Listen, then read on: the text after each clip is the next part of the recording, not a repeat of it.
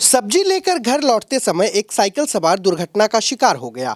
यह घटना शनिवार को सिलीगुड़ी जलपाईगुड़ी राष्ट्रीय राजमार्ग पर राजगंज के करतोया इलाके में घटी।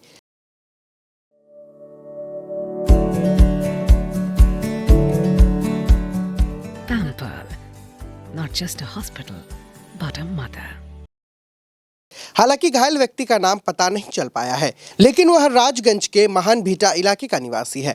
स्थानीय लोगों के अनुसार उक्त व्यक्ति सब्जी लेकर साइकिल से करतोया इलाके से सड़क पार कर रहा था।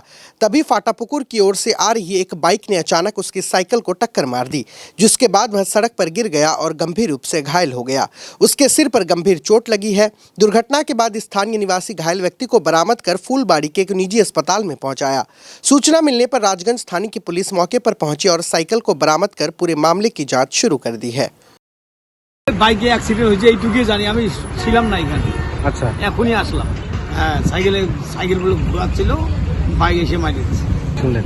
লাগছে বলে লোকটাকেও দেখিনি, মাথা বলে ফাটে গেছে, রক্ত পড়ছে অনেকটা। করতোয়া।